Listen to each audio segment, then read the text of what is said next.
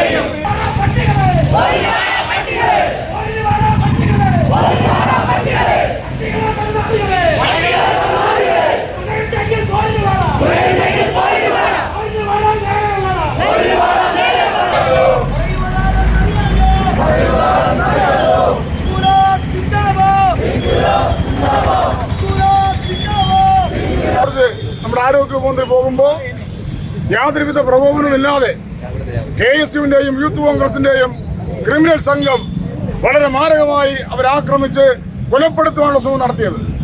അവരുടെ കഴുത്തിന് പരിക്കേറ്റു, കൈയിന് പരിക്കേറ്റു, അങ്ങനെ കല്ലെറിയുകയും ക്രൂരമായി അവരെ മർദ്ദിക്കുകയും ചെയ്തിട്ടുണ്ട്. ഇത് കേരളത്തിലെ പോലീസിന്റെ ഒരു വീഴ്ചയായി നമുക്ക് പറയാമെങ്കിൽ പോലും അത് പോലീസ് സമരങ്ങളോട് കാണിക്കുന്ന സമീപനത്തിന്റെ ഭാഗമാണ്. ഒരു മന്ത്രി നടക്കുന്ന പരിപാടിയിൽ പോലും സമരക്കാർ സമരവുമായി വന്നപ്പോ ആ സമരത്തിനോട് അനുഭാവമുള്ള സമീപനമാണ് പോലീസ് സ്വീകരിച്ചത്. അതുകൊണ്ടാണ് ഈ യൂത്ത് കോൺഗ്രസിനും KSUവിന്റെ ഉണ്ടകൾക്ക് പോലീസിനെ ഈ നമ്മുടെ വൈണ ജോർജിനെ ആക്രമിക്കാൻ വേണ്ടി കഴിഞ്ഞത്. ഇത് വലിയ പ്രതിഷേധം കേരളത്തിൽ വെച്ച് വരുത്തുകയാണ്. ഇത് സ്വാഭാവികമായിട്ടുള്ള ആക്രമണമല്ല. നമുക്കറിയാം, കോൺഗ്രസിനെ വീണ്ടും അധികാരത്തിലെത്തിക്കുന്നതിലേക്ക് വേണ്ടി കനകോലുവിന്റെ കന്നക്കോലുകളാണിത്. വളരെ പ്രകോപനപരമായിട്ടുള്ള കള്ളം നിറയെ പറയുകയും പ്രകോപനം സൃഷ്ടിക്കുകയും ആ പ്രകോപനത്തിലൂടെ ഒരു ഗവൺമെന്റ് വിരുദ്ധ തരംഗം ഉണ്ടാക്കിയെടുക്കാൻ പറ്റുമോ എന്നാണ് ആലോചിക്കുന്നത്.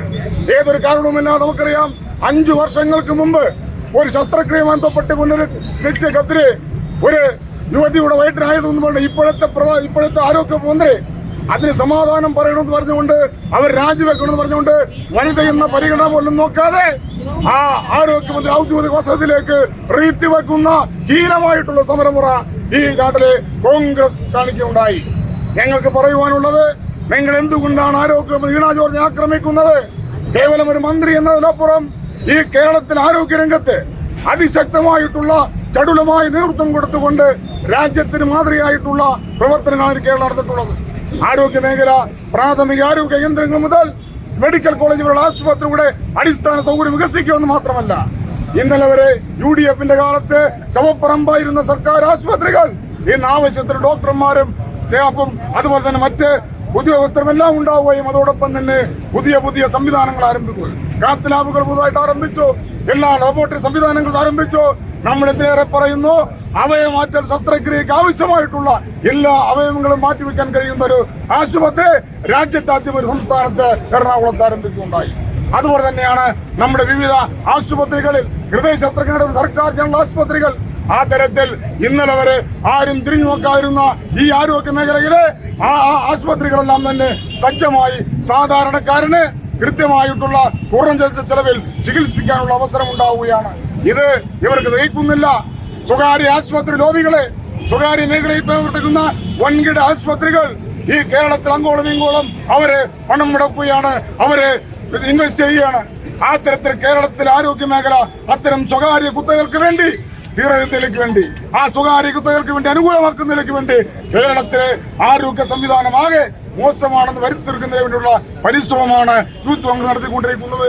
സർക്കാർ ആശുപത്രികൾ ഉണ്ടാവുന്ന പിഴവുകൾ അത് ഉദ്യോഗസ്ഥന്മാരുടെ ഭാഗത്തുനിന്നുണ്ടായാൽ കൃത്യമായും ഞങ്ങൾ അതിനെ അംഗീകരിക്കുന്നില്ല. ആ കുറ്റക്കാരായ ഉദ്യോഗസ്ഥന്മാരുടെ പേരിൽ മാതൃകാപരമായ നടപടി വേണം. പക്ഷെ അത് സിസ്റ്റമായ കുഴപ്പം, കേരളത്തിലെ ആരോഗ്യ സംവിധാനമായ കുഴപ്പം എന്ന് പറഞ്ഞുകൊണ്ട് ബോധപൂർവമായിട്ടുള്ള ആക്രമണം നടത്തുന്നത് നമുക്കറിയാം. തൊട്ടടുത്ത് ഇവിടെ സ്വകാര്യ ആശുപത്രി ഉണ്ടല്ലോ.